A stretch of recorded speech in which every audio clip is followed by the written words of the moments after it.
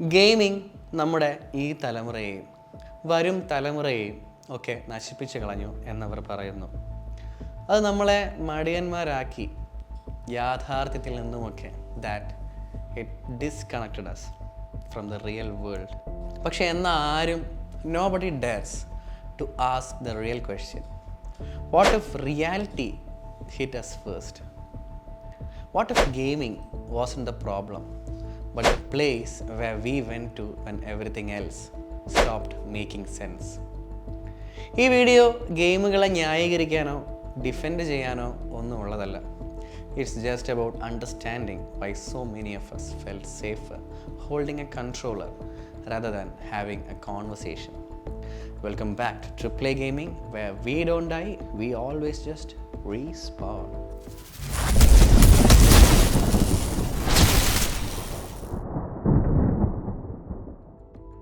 നമ്മൾ ഈ ഗെയിമിങ്ങിലേക്കൊക്കെ തിരിഞ്ഞു തുടങ്ങിയ ടൈമിൽ, അല്ലേ പോട്ടെ ഗെയിമുകളെക്കുറിച്ച് അറിഞ്ഞു തുടങ്ങിയ ടൈമിൽ ഗെയിമിംഗ് വളരെ സിമ്പിളായിരുന്നല്ലേ.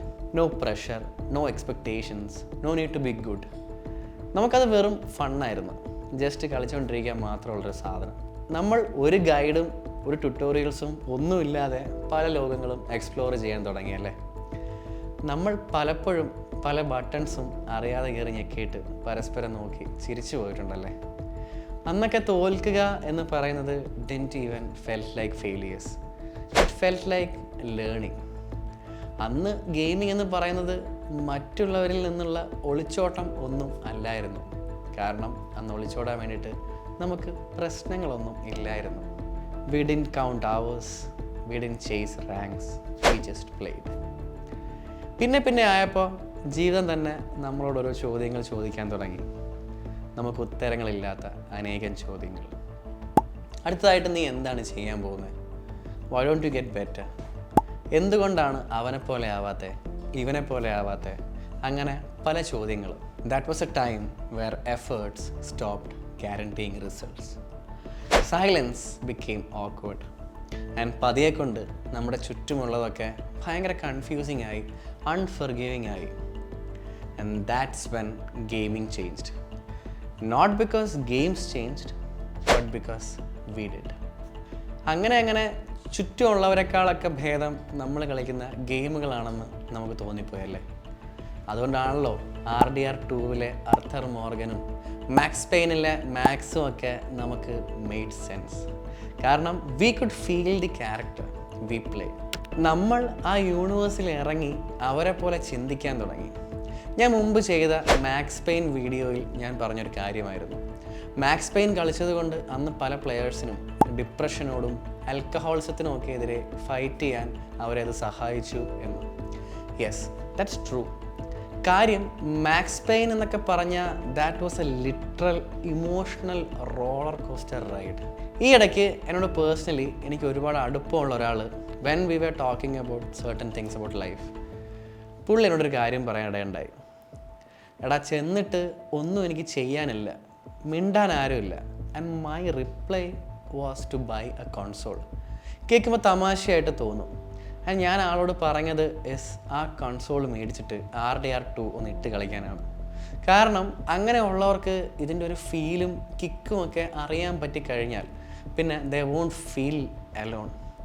വീട്ടിൽ അവരുടെ വരവും കാത്ത് അർത്തർ മോർഗൻ ഉണ്ടായിരിക്കും. ആൻഡ് ഒരു കാര്യം കൂടി പറയാം, എനിക്കറിയാവുന്ന വൺ ഓഫ് മൈ ബ്രദേഴ്സ് അങ്ങേയറ്റം ടോക്സിക് ഹൗസ് ഹോൾഡിൽ ജനിച്ചു വളർന്ന ഒരു വ്യക്തി. ഒട്ടും എക്സൈറ്റിംഗ് അല്ലാത്ത ഒരു ജീവിതം. PSC പഠിച്ച് ജോലി വാങ്ങിയിട്ട് ആദ്യത്തെ സാലറിക്ക് പുള്ളി വാങ്ങിയത് ഒരു PS5 ആണ്. I felt so happy for him at that time. കാരണം എല്ലാത്തിൽ നിന്നും മാറ്റി നിർത്തപ്പെട്ട, പഠിച്ചു വാങ്ങിയ മാർക്കുകൾക്ക് പോലും ഒരിറ്റ അംഗീകാരം കിട്ടാതെ കിടന്ന ആ ഒരു ഇന്നർ കിഡ് അയാളുടെ ഉള്ളിലുണ്ടായിരുന്നു. ആൻഡ് ഇൻഡിപെൻഡൻ്റ് ആയപ്പോൾ the first thing he did was to make that kid happy again. അത്രയൊക്കെ ആഗ്രഹങ്ങളെ ഉണ്ടായിരുന്നുള്ളൂ ആൾക്ക്. ആൻഡ് ഇത്രയും ഞാൻ പറഞ്ഞത് was because just to let you people know what this world of gaming has to offer us എന്ന്. ഈ ഗെയിമുകൾക്ക് ഒക്കെ ഒരു കുഴപ്പമുണ്ട്, അത് നമുക്ക് കറക്റ്റായിട്ട് കാണിച്ചു തരും എവിടെയാണ് പാളിപ്പോയതെന്നും നമുക്ക് എത്രത്തോളം ഡാമേജ് ഉണ്ടായി എന്നും. And they even give you another chance. സത്യം പറഞ്ഞാൽ in games efforts makes sense അല്ലേ. പക്ഷേ ജീവിതത്തിൽ ഇറ്റ് ഡസൻറ്റ്. ഇനി ഇങ്ങനെയൊക്കെ പറയുമ്പോൾ ഇതിനെ വേറെ പേഴ്സ്പെക്റ്റീവിൽ ആളുകൾ എടുക്കാൻ സാധ്യതയുണ്ട്. എന്ത് വിഷമം വന്നാലും പോയി രണ്ടെണ്ണം അടിക്കുന്ന പോലെ ഒന്ന് ഗെയിം കളിച്ചാൽ ആ പ്രശ്നത്തിൽ നിന്ന് നമ്മൾ ഓടിപ്പോവുകയല്ലേ, നമ്മളതിനെ ഫേസ് ചെയ്യുന്നില്ലല്ലോ എന്നൊക്കെ. പക്ഷേ അവിടെയാണ് ഞാൻ പറയുന്നത് എത്രത്തോളം നിങ്ങൾക്ക് മനസ്സിലാവും എന്നെനിക്കറിയില്ല. ചില ഗെയിംസൊക്കെ നമ്മളെ വല്ലാണ്ട് ഇൻഫ്ലുവൻസ് ചെയ്യും. തിരിച്ച് ഫൈറ്റ് ചെയ്യാൻ, എണീറ്റ് നിന്ന് പൊരുതാൻ ഇന്നേ വരെ നമുക്ക് തരാത്ത അംഗീകാരങ്ങൾ നമുക്ക് കൊണ്ടുതരും. ആ അംഗീകാരത്തിൻ്റെ ചൂട് ജീവിതത്തിലേക്ക് എടുക്കണം എന്നാണ് ഞാൻ ഉദ്ദേശിച്ചത്. ഫോർ എക്സാമ്പിൾ, ഒരു നായകനായി ഒരു സ്ഥലത്തെ ആൾക്കാരെ മുഴുവൻ രക്ഷിക്കുക എന്നൊക്കെ പറഞ്ഞാൽ അതൊക്കെ ഒരു കിക്കാണ്. മാസ് എഫക്റ്റ് 3 കമാൻഡർ ഷെപ്പേർഡ് ബാക്കിയുള്ളവർക്കൊക്കെ വേണ്ടിയിട്ട് സ്വയം അറിഞ്ഞുകൊണ്ട് മരിക്കാൻ പോകുന്ന ഒരു സാധനമുണ്ട്. മാസ് എഫക്റ്റിൻ്റെ 3 പാർട്ടും കളിച്ച് വന്നവർക്ക് ആ എൻഡിങ് കൊടുത്ത ഗൂസ് ബംസ് ഉണ്ടല്ലോ, ഔട്ട് ഓഫ് ദ ലീഗാണ്. എനിക്ക് ഈ കഥാർസിസിൻ്റെ ഒരു അസുഖമുള്ള ഒരാളാണ്. ഒരു പടം കണ്ടു കഴിഞ്ഞാൽ ഞാൻ പിന്നെ കുറച്ച് നേരത്തേക്ക് അതിലെ മെയിൻ ലീഡായിരിക്കും. അതേപോലെ ഈ മാസ് എഫക്റ്റ് തീർന്നപ്പോൾ ഉണ്ടല്ലോ, ആഴ്ചകളെടുത്ത് കമാൻഡർ ഷെപ്പേർഡ് എൻ്റെ ദേഹത്തുനിന്ന് ഒന്ന് വിട്ടുപോകാൻ. സോ ഞാൻ പറഞ്ഞു വന്നത് റിയാലിറ്റിയിൽ നിന്ന് ഉള്ളൊരു എസ്കേപ്പ് മാത്രമല്ല, നമ്മളെ ഇത് ബിൽഡ് ചെയ്യും to think like different people. ഇപ്പോൾ ഒരു സിനിമ കാണുമ്പോൾ നമ്മളതിലെ മെയിൻ ക്യാരക്ടറിൻ്റെ ജീവിതമല്ലേ കണ്ടുകൊണ്ടിരിക്കുന്നത്.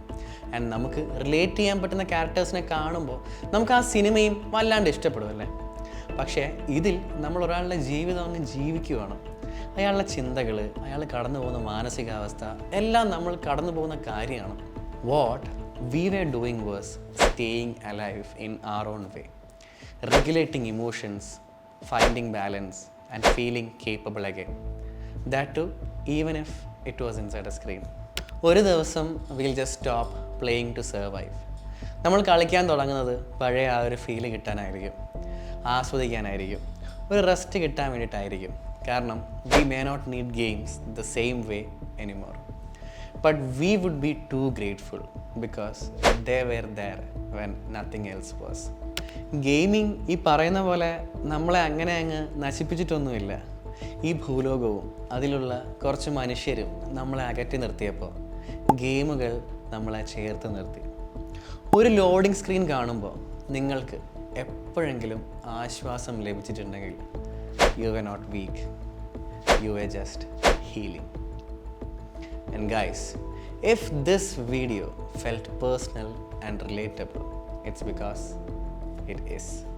So, to my people out there listening to me, കുഞ്ഞിലെ ഒരുപാട് ആഗ്രഹിച്ചിട്ട് ഒരു PC പോലും വാങ്ങാൻ പറ്റാത്തവരുണ്ടെങ്കിൽ നിങ്ങൾക്കിപ്പോൾ അതിനുള്ള കെൽപ്പുണ്ട്. പക്ഷേ നിങ്ങൾ ബാക്കിയുള്ളവർക്ക് വേണ്ടിയും വീട്ടിന് വേണ്ടിയും പൈസ ചിലവാക്കുന്നതിൻ്റെ ഇടയിൽ പൈസ തികയുന്നില്ല എന്നുണ്ടെങ്കിൽ, ഒരു കൺസോൾ വാങ്ങാൻ ആഗ്രഹിച്ചിട്ട് PS2 എന്താന്ന് പോലും അറിയാത്ത കാലത്ത് നിന്ന് ഇപ്പോഴും എപ്പോഴെങ്കിലും പൈസ സെറ്റാകുമ്പം ഒരു കൺസോൾ മേടിക്കണം എന്ന് ചിന്തിക്കുന്നവരുണ്ടെങ്കിൽ this video was for you. മതി ഇങ്ങനെ എല്ലാവർക്കും വേണ്ടിയിട്ട് കിടന്ന് ഓടരുത് എന്നല്ല ഞാൻ പറയുന്നത്. വല്ലപ്പോഴുമൊക്കെ give something to yourself. Make that inner kid happy. Go build that PC. ചെല്ല് പോ, ആ കൺസോൾ മേടിക്ക്. എന്നിട്ട് ജീവിച്ചിരിക്കുന്ന കാലത്തോളം നമുക്കും കൂടെ വേണ്ടിയിട്ട് എന്തെങ്കിലുമൊക്കെ ചെയ്ത് നമ്മുടെ സന്തോഷം കൂടിയൊക്കെ നോക്കി ജീവിക്കുക. സോ ഞാൻ എപ്പോഴും പറയാറുള്ള പോലെ ഞാൻ എവിടെയും പോകത്തില്ല, ഇവിടെയൊക്കെ തന്നെ കാണാം. കാരണം വി ആർ ഗെയിമേഴ്സ്. നമ്മൾ അങ്ങനെ ഇങ്ങനെയൊന്നും ചാവില്ലല്ലോ. We just respawn. ബൈ.